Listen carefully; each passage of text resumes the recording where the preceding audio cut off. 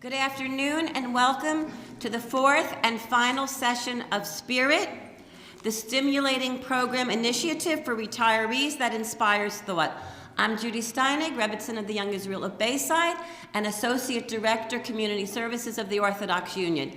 And it's a pleasure to see all of you. Many of you I've been seeing at every program, so I hope that you've all been enjoying. This program is an initiative of the Orthodox Union, STAJE, OHEL, and the Young Israel of Woodmere. And we're so happy to be here and to have such a nice crowd considering the horrible weather outside. This program, as I've mentioned before, has been presented, it started this year in November, and we presented it in Teaneck. Then we moved over in the middle of a horrible winter to Boynton Beach in Boca. It was really nice to be there when the weather was bad here. And now we are happy to have done it in Woodmere. And we're looking for other venues, so if you're from other communities, please tell your rabbi, tell your president, tell friends of yours in other areas, because we think this is a program that's important all over the country. And we're looking for other topics. A few people came over to me during registration and mentioned a few other areas that they'd be interested in hearing about. We encourage you in your evaluation forms that we'll be handing out during the break between the two sessions. Please tell us other topics that you'd like to hear. We are very, very happy to work on other types of programs. There are other things that we're already thinking about, but I'm sure that you have other ideas. And at this point, it's my pleasure to call upon Harriet Cabelly, who is an LCSW. Her bio, I'm not going to spend time on it now. There are bio sheets on every table, and you can hear about both of our speakers who have very illustrious resumes. Harriet will speak on retire and reinvent, learn, grow, and explore new interests.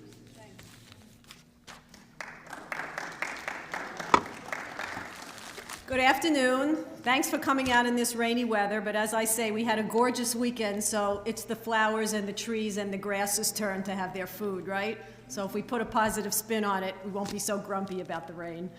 So let me just tell you a little bit about myself, but beyond what's in the resume. First of all, as I stand here before you today, this is my reinvention. I am reinventing myself by doing a public presentation. And I've been doing similar presentations like this since I retired, a word I don't like, but I'll get into that after. 3 years ago, I retired from the Board of Education. I was an early childhood social worker there for 20 years. I left, or I like to call, I moved on so that I could grow my private practice, where I see clients one-on-one. I work with people who are overcoming different adversities and personal challenges, losses, and I help them rebuild their lives and grow beyond their problems with meaning and joy. But the reinvention for me kind of evolved because I was the shy little kid in school who never even wanted to raise their hand to answer a question, let alone ask a question, answer a question, and the feedback from my teachers to my mother at parent-teacher conferences was always, she doesn't say a word, she's very shy. And you know, you kind of have that image of yourself as you grow, so I always thought of myself as shy. But when I started having to do presentations, just because it was a part of my job at the Board of Ed, and I worked with groups, I thought, this isn't bad, I like the stimulation. So once I retired, I started getting asked to do presentations in different places, different venues, and I realized even though it's a bit nerve-wracking, it's kind of fun, gets those endorphins going, and maybe you actually make a difference with your message.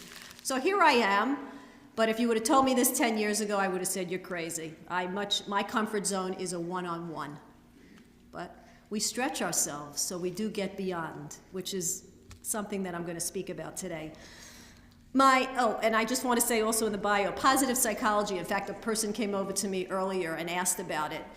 I recently did an 11-month course in positive psychology with a person named Tal Ben Shachar, and I'm going to quote from him in my presentation, and it was a true gift that I gave to myself. Positive psychology, in case you're interested, is a branch off of psychology that instead of only focusing on the problems, but also focuses on the good, what's working well, what's going well, what are our strengths. Because no matter what difficulties we're going through, and we also have the good, the strengths, and the tools. So that's really just a slight hint of what positive psychology is. My friends and family often ask why I'm working harder now, seemingly harder now than before. And I'm not alone in my new exciting developments. Besides being a type A personality, and I'm always looking for things and I take things on and I'm always busy, the truth is that the fastest and largest growing group of entrepreneurs today is the over age 55 group. The over age 55 people are leaving their jobs and they're looking to start new things because life isn't over at that point. In fact, we're in what's being called a longevity revolution, or an aging boom, where we're living an average of 34 years more than our great-grandparents, which means we've got a whole second adult life added to our life. We're spending a lot more time in this retirement phase. So are we prepared for a retirement of potentially 30 years? That's a long time. And I don't know if you like the word retirement. I personally don't, but we'll talk about that also. So we could look at retirement a bit differently, knowing that we've got years of it. And instead of looking at it as kind of a hanging out period, we can look at it more as a renewal period. What does our current life model look like? Well, basically there's three phases. The first is our education. We're kids, we're teenagers, we're adults, we go to school, that's our job, right? We tell our kids your job is to go to school, that's your work. We go to college, post-college, we develop into our professions. The second phase is productivity, right? We're taking on our jobs, we're trying to grow our career, we're having a family, we're raising kids, some of us, we're in a relationship, we're juggling work and home, and we're striving, we're climbing.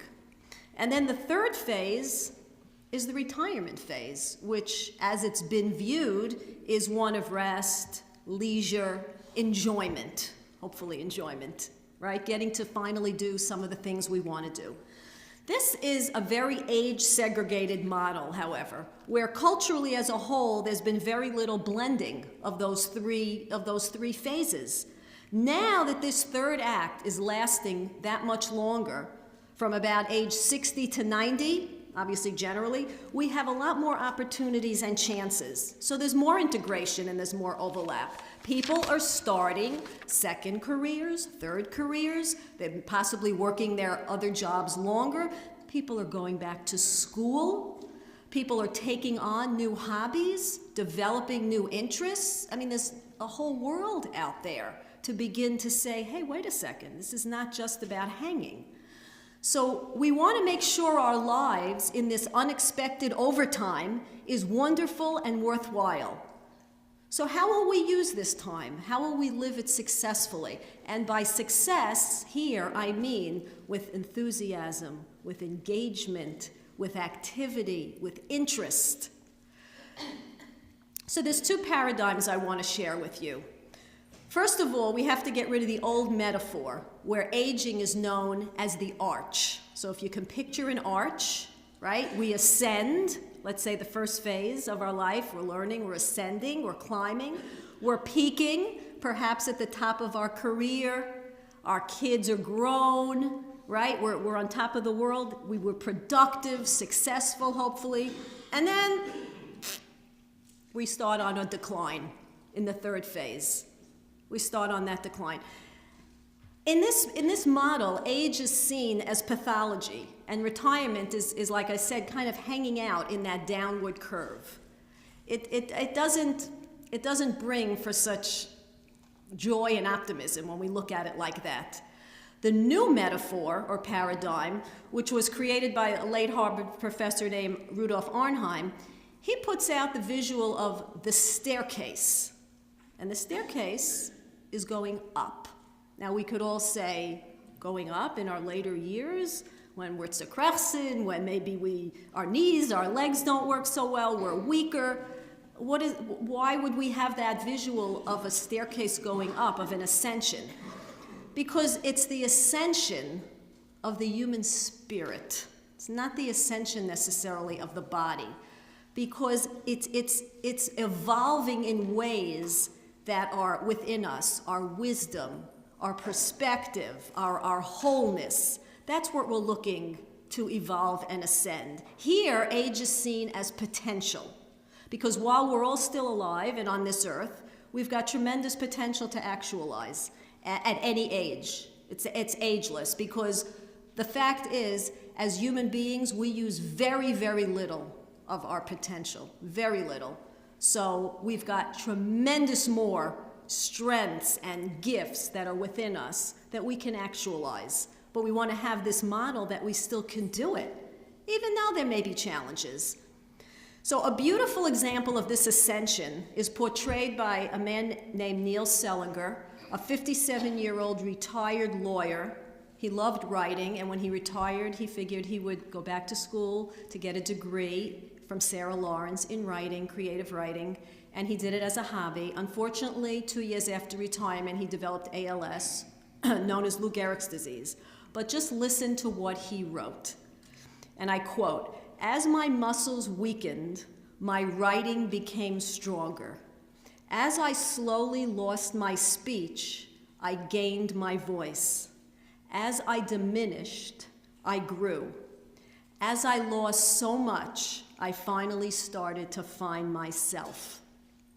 Now, he epitomizes this upward ascension of the staircase, because the growth of the human spirit is remarkable, barring all handicaps and disabilities. We are all capable of continued growth. So how do we open ourselves up to this new way of viewing our extended or our prolonged adulthood? We need to consciously think of what kind of a person or an older person we want to be. So I put out four points here to touch on. It takes intentionality. Do we want to be like driftwood, just floating aimlessly along? Or do we want to be creators of our lives at any point in time, bringing in what we value, what resonates for us, what's meaningful, what makes us come alive, what brings us that joy? It takes a mindset that's open to new ideas, new experiences. You know the saying, the world is our oyster? That's not just reserved for the college graduates, because I know at graduations or in cards, a lot of times that quote is put in. It's open to us as well, if we view it that way. There's a researcher from Stanford University named Carol Dweck, and she recently coined the term, the growth mindset. We want to take on a growth mindset where it's limitless, as opposed to the fixed mindset, which basically says what we're born with, our IQ, our talents, our abilities, is what we have throughout our life. And there's very little development beyond what we're God-given. And this person, Carol Dweck, in research, she's done tremendous research showing that's just not so. There's research being done in the brain, neuroplasticity, how many new neurons, new rewiring can be done in the brain when we give ourselves more input and richness in our lives, both physically and mentally. Now, you all know the expression, you can't teach an old dog new tricks. I don't know how many buy into that. Anybody buy into that expression, that myth? You can't teach an old dog new tricks. Yes, you buy into it? To some degree. To some degree, okay. It's more difficult to learn new tricks. More difficult, okay. But more difficult doesn't take away the possibility, right? Things are more difficult. That doesn't mean we can't do it. It doesn't mean we can't do small bits and pieces of it, right, with effort. So I look at it and say it's a total myth. Holding on to this attitude, this myth, this quote, keeps us stuck in our sameness and doesn't allow for expansion. It keeps us just where we are. Oh, I can't do it. I can't do it. And can't is not a word that we should have in our vocabulary. We can't have the word can't. If I maintain my position that I can't do technology, because for me that is difficult and it's my weak link, I would never have done a website. I would never have done a blog, which I have an active blog. I think it's listed on my bio. And I'm proud of that. Now, did I do it myself? Of course not. It's not my forte. I had to hire the geeks to do it. But the point is, I'm not born into this new language. None of us are. Babies are. My 2-year-old granddaughter uses her thumb and just flips through that iPhone, which I don't even have yet. It's just incredible. But for us, it's a new language. It's like learning Greek. So I would have to, show my vulnerability to my web designer and say, listen, you got to talk slow. You got to talk basic. I don't get your language. Bear with me. And I have to have patience with myself. Even with myself, I get frustrated. I want to learn quicker. But this is new for us. So we need to give ourselves the patience. So yeah, like this gentleman said, it takes longer. It may be slower. So what? I'm proud. I'm learning it. I'm beyond where I was a year ago. My next goal is to do PowerPoint. Maybe if I ever come again, I'll have a PowerPoint. That's my summer goal, is to learn how to do PowerPoint. Right now, when I do presentations, my colleague does the PowerPoint. I do the material, she does the PowerPoint. We now need 2 things for presentations. That's a lot. So think about some of the new things you'd want to learn and take on. And then the 4th thing here I want to mention is curiosity. It takes curiosity to keep us engaged and interested and involved. Now that's an attribute that we could look at and say, gee, not everyone is curious. My husband doesn't consider himself a curious person. It's something that can be developed. In fact, we can develop most things that we want. Again, not to a great extent. I'm a type A personality. I'm never going to become like Mr. Rogers. I'm never going to become a type B. We can't make monumental changes in our essence, but we could do small things to bring more in of what we want. So curiosity opens us up to learning. You're curious about something. You want to learn about something. We don't know it all. If we ever know it all, then I don't really know what we're doing here. We're continuing to learn as long as we continue to breathe in whatever state we're at. So this curiosity is a wonderful thing to take on. It keeps us from being stale and boring. And there's so much out there in this world to be curious about. So what does reinventing mean? Which is the partial name of our speech. It means to make changes or improvements in ourselves, to present ourselves in a different or new way, such as I'm presenting myself in a way that, like I said, if you would have told me I'd be doing this 10 years ago, I would have said, you're nuts. I'm not standing in front of people talking. I'll do the one-on-one. So it looks different to each one of us. We can reconnect and rediscover our old passions, things we put on the back burner when we were going through that phase 2 of productivity, of family and career and job. We didn't have time then. Life got in the way, so to speak. Who had time to do the stuff necessarily that we wanted to do? But now, in the retirement phase, our obligations and intense stressors have hopefully lessened, and we have these new years to resume our interests. My mother-in-law, in her late 70s, early 80s, started taking oil painting classes. Now, she was always into crafts, and when her kids were young, she knitted and crocheted, but never did anything beyond that, and always was interested in the actual painting. So after they sold their store, and years later, and she said, what am I going to do? And it was suggested to her, but Claire, you always loved art. Why don't you start to draw? And P.S., she went back and took painting classes, and for the next 5 years, until she died, she did painting, and she gave, every time a new grandchild was born, she presented that family with a piece of artwork. I have many pieces in my home, and it gave her a renewed sense of life. I mean, you saw on her face the glow, because she was reinvesting in something that brought her tremendous joy, and she had a wonderful outlet. In other words, we all are creative beings. We need to keep doing and being productive and creative. She was being creative in something that she hadn't done in 60 years. So we can all go back and return to things that we've loved. I recently had a client in his mid-60s, again, a little bit lost, and we're going to talk about what it feels like to be lost sometimes after we retire. And he didn't know what he wanted to do. So putting aside that piece, we turned to looking at things that he likes. And he spoke about how when he was a teenager and young adult, he used to love music and play guitar. But in 40 years, he hadn't picked up a guitar or anything. So, of course, you know the end of that story. He eventually got a guitar, started playing, formed a little band, and got gigs in nursing homes, in senior homes. He went around to some coffee houses on Long Island. Again, he came alive again. So looking for new work at that point was put on the back burner because this became his raison d'etre.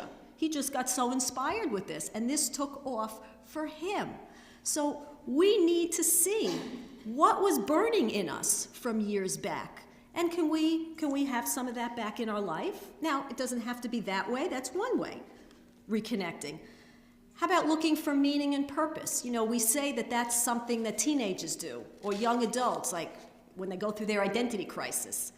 What's my purpose? What am I doing here, right? But in truth, this is a theme throughout our lives. We all want to have purpose. We all need to find meaning because that's what gets us up in the morning, and that's what keeps us, again, engaged, that we feel like we're doing something worthwhile. Oftentimes, retirement brings about a loss. You know, we had an identity connected with what we did.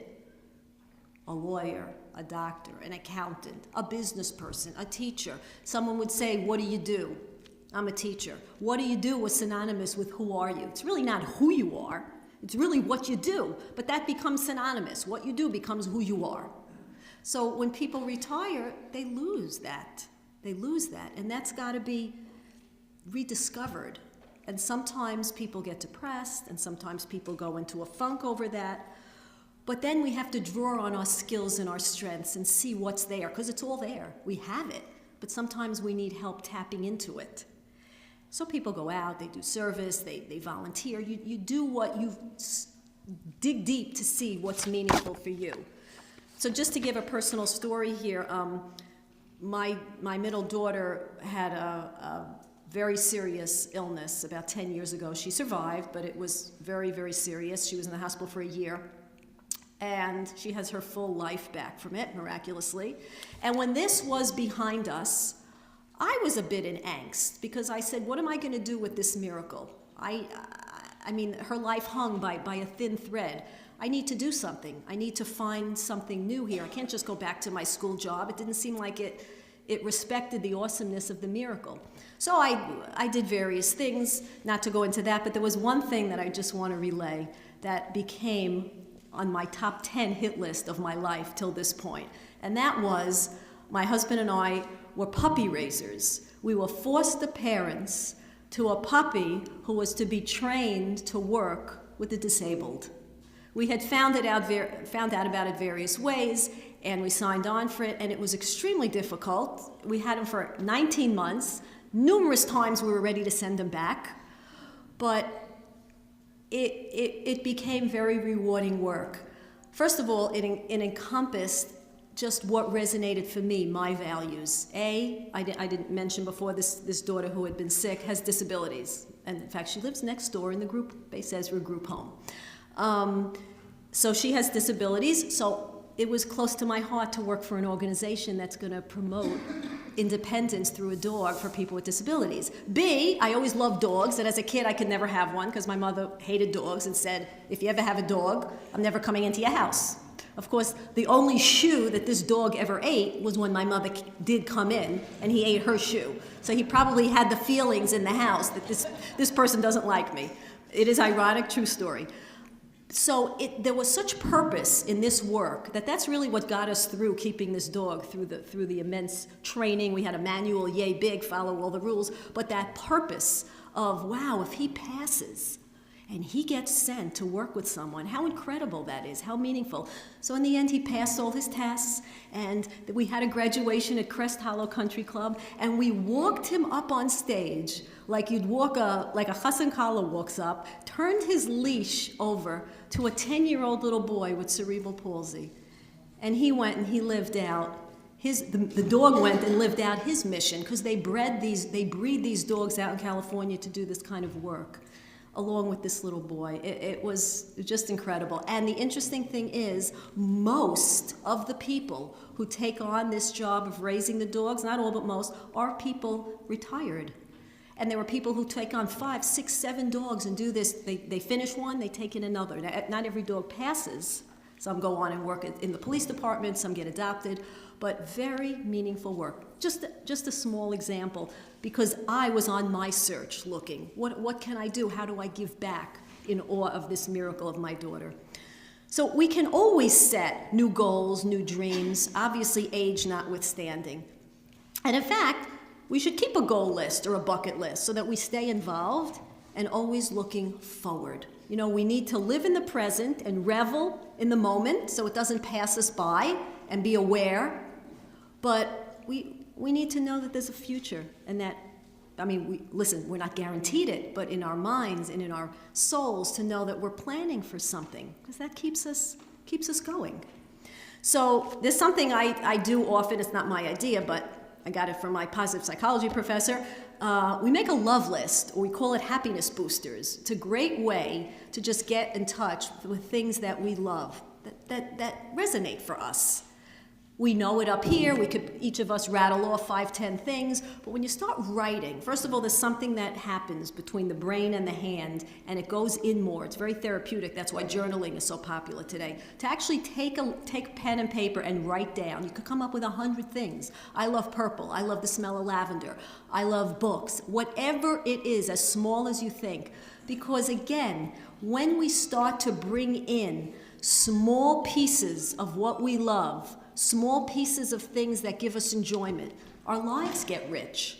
And we may not be able to do the big thing. You know, if I like taking pictures, I'm not going to become a photographer. I may take a class, but I may just go out and shoot pictures on my own and then blow them up, which I have in my den. And when I sit in my den on Shabbos and I look at my blown up pictures of where I've been, I feel good. It just brings me joy. When I smell my lavender near my bed, it makes me go to sleep in a little bit of a different way. I try to push out the issues of the day, and I just breathe in the lavender. Sounds silly, sounds simplistic, very, very powerful. Small things can make a huge difference.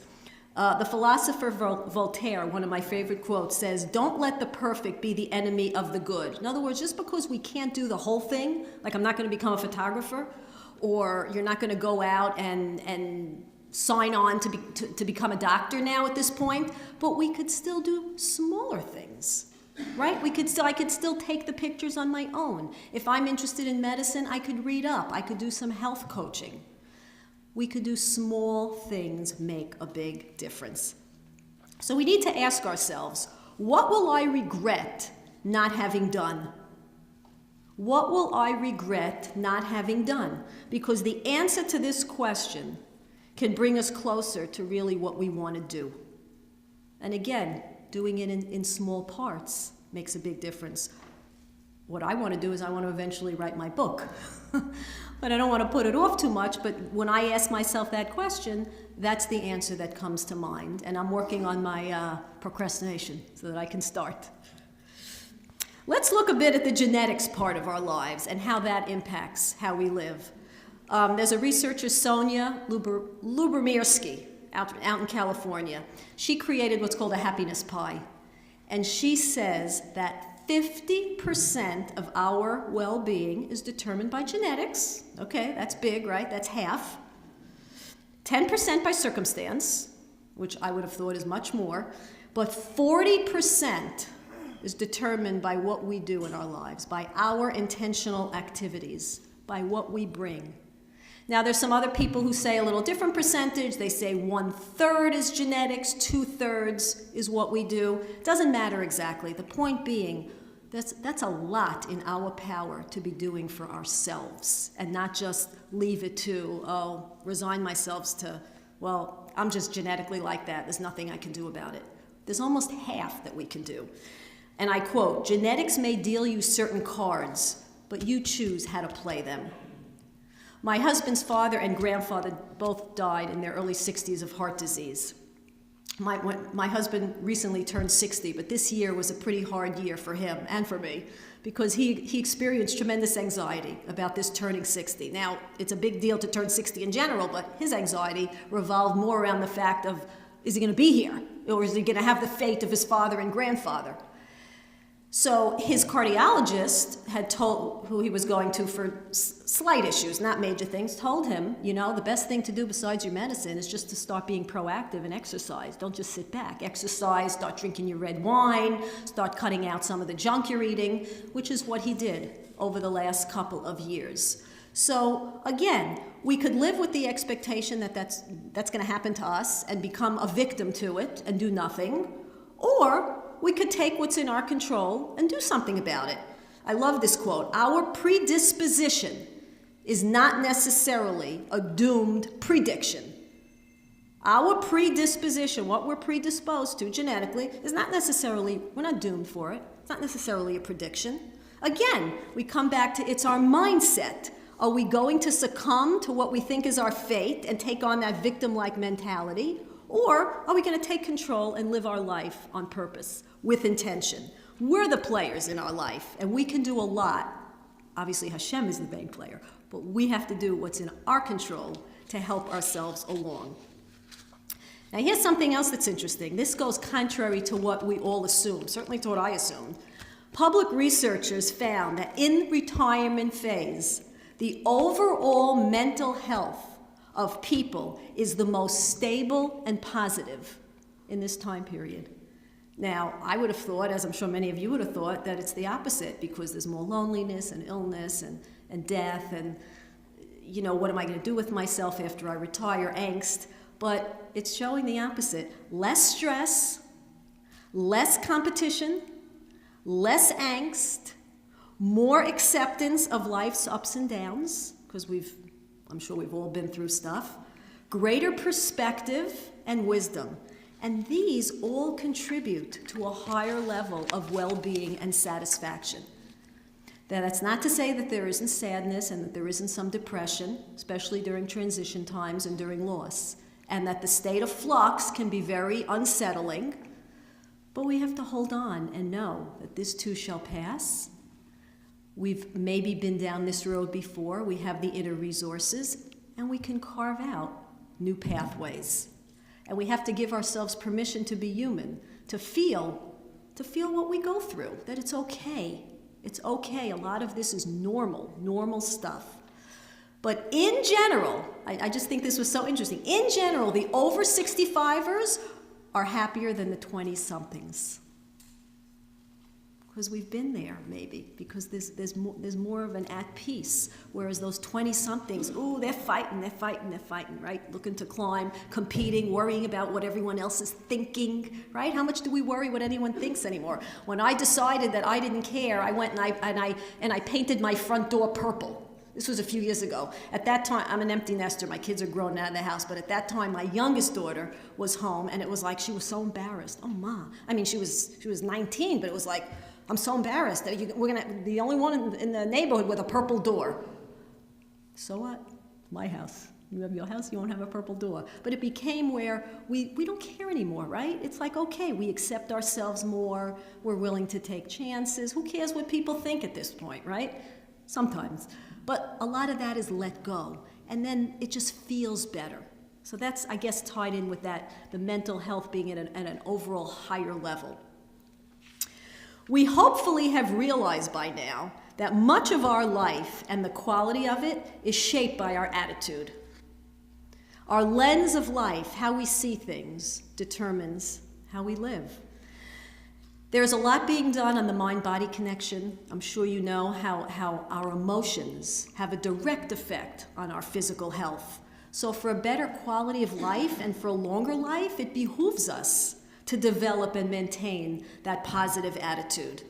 Viktor Frankl, I'm sure you've heard, the Austrian psychiatrist and Holocaust survivor, spent years in Auschwitz, wrote about his experiences there and what he learned about the meaning and purpose of suffering and of life in general. And he wrote it in one of the most life-transforming books. I'm sure you've heard of it, if not read it. And if you haven't read it, you have to read it, Man's Search for Meaning. He wrote powerfully on the ideas that responses to our circumstances are the key factor, not the circumstances themselves, but how we respond, which really goes back to that pie that said 10% of our well-being is based on circumstance. And I quote from him, This is a very popular quote. Everything you have in life can be taken from you except one thing: your freedom to choose how you will respond to the situation. This is what determines the quality of the life we've lived. Not whether we've been rich or poor, famous or unknown, healthy or suffering. What determines our quality of life is how we relate to these realities, what kind of meaning we assign them, what kind of attitude we cling to about them, what state of mind we allow them to trigger. Because he wrote in this book how he would be with the inmates, the starving people and sick with tuberculosis. And even they, not all, would go and look to comfort other inmates. The sick and starving would look to comfort the other sick and starving, would sit by the bed, would stroke them, would give them their last piece of a crumb. What makes some able to do that? Some to be able to rise above circumstance? That's the old-time famous question. The good news is that we can develop and cultivate this more positive and optimistic attitude. We don't have to be stuck in the glass half empty mentality. I have a blog I think I mentioned. I just interviewed an ABC News reporter. He does Nightline, Dan Harris. And he said something interesting. He said, we spend a lot of time and money taking care of our bodies, our cars, and homes and pets. But we don't spend a lot of time taking care of the one filter through which we experience literally everything in our life, and that's our mind. We don't look to shape it and filter it and try to weed out what causes us angst and the toxicity that it brings in, right? Like, why do we all watch this horrible news? Why take all that in? So he in this regard, he was talking about the value of meditation. But we can exercise our mind so that we can build more positive muscle. And again, there's so much coming out of University of Pennsylvania on positive psychology that says we're not doomed to what we're born with. We can learn and bring in new ways of viewing life and of cultivating more optimism. And how? Just going to go over a couple. How do we do that? Again, some of this is going to sound simplistic, but it's not. It's difficult. We can become more of a benefit finder as opposed to a fault finder. It seems we're all preconditioned to be very quick to hone in on the negatives, the criticism, what's wrong, right? But we need to shift and change that channel so that we could start to see what's going right. There's a lot going right. And there's a cute way to remember, WWW, what went well. And there are a lot of teachers now who do this with their classes. We do this in counseling. So that, yeah, it's not negating the problems. Nobody's being Pollyanna-ish and thinking they're not there. But there's also the good. There's also what's working. So when someone loses a job, that's terrible, and it could have a domino effect. But if that person looks at what is going well, they're healthy, their family is healthy, they have a roof over their head, they have parents and grandparents in their lives. Yes, they lost a big thing, a job. And they also have the other things that are working well. A lot of us don't look at things like that. We look at it when we don't have something big in our life, then that's the whole cloud, then that's our whole life. We generalize it to everything. But when we begin to shift and say, let's look for the benefits, let's look for the good, we can begin to shift again. And we're not looking for major changes, small bits, going from a 1 to a 2. We don't have to go from a 1 to a 10. We're not making miraculous, humongous changes. We are who we are, but small things.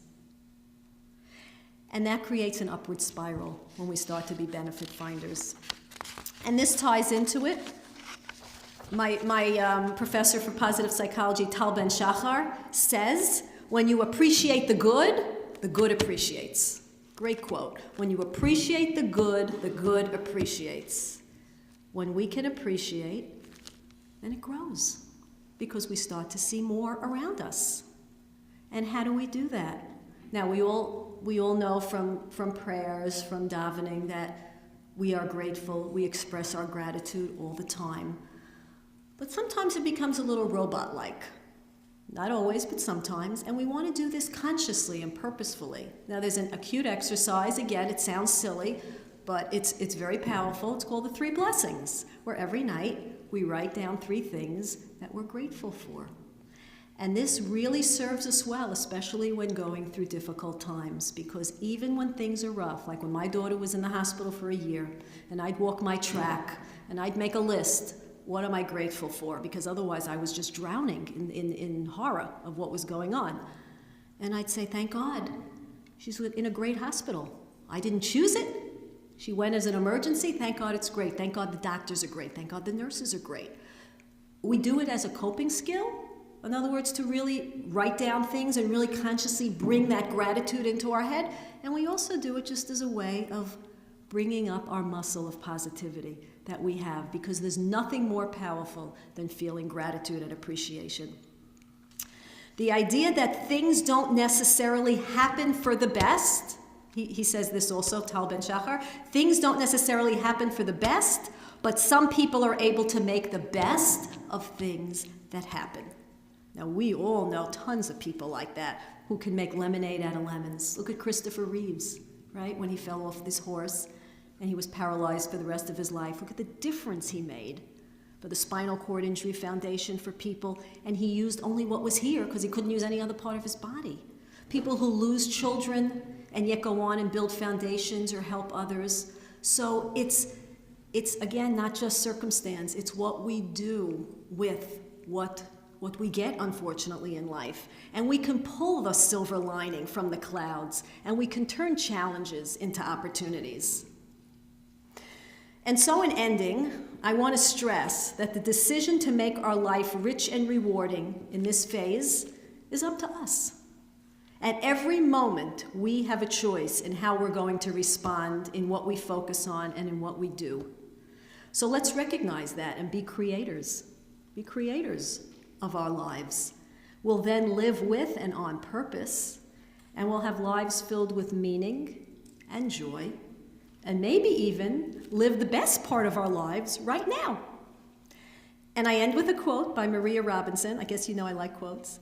Nobody can go back and start a new beginning, but anyone can start today and make a new ending. Thank you.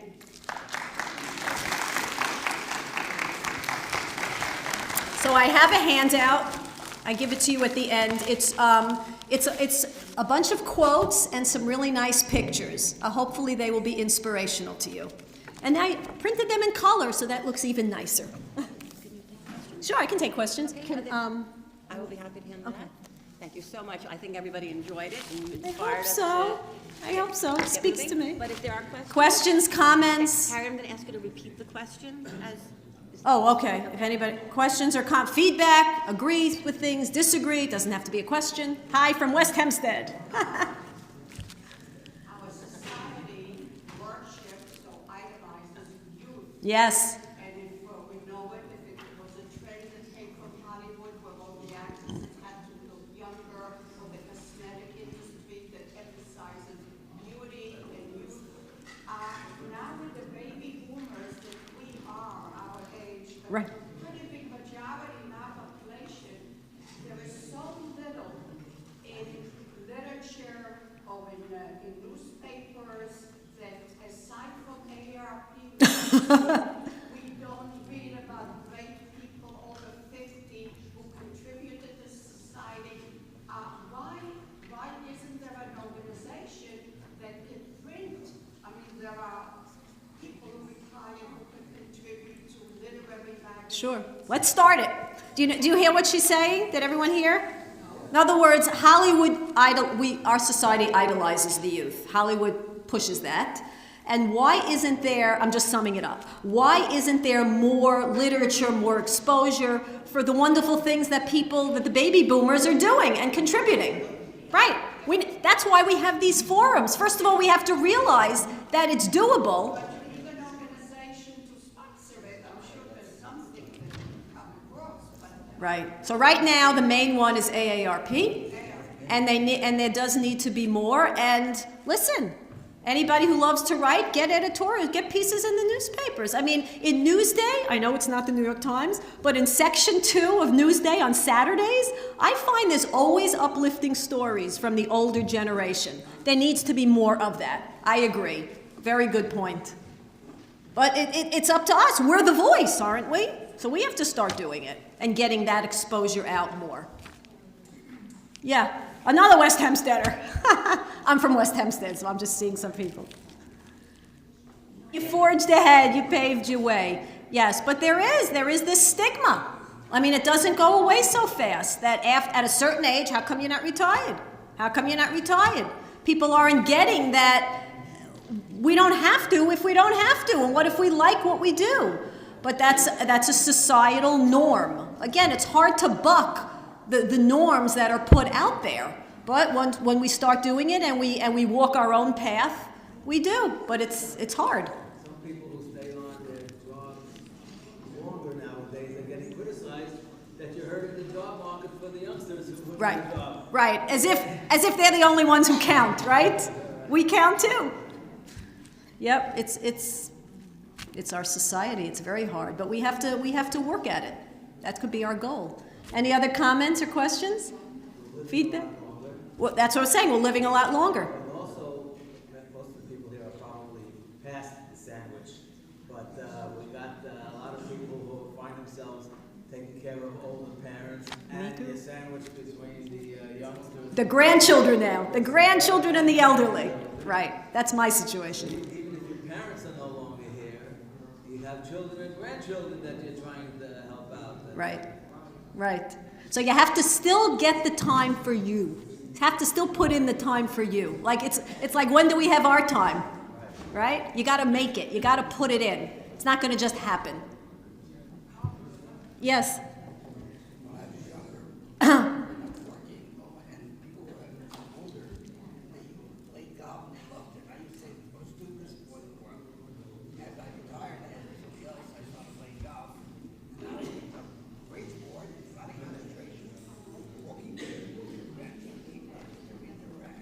Interacting? So you're there, so now you can see it. So this gentleman is saying that when he was younger and he used to hear of older people retiring and playing golf, he'd say, oh, that's boring. What am I going to do? Now he's at that age and he's doing it and he likes it. You know, we have to sometimes get to there to be in our own shoes and feel it. It's easy to judge.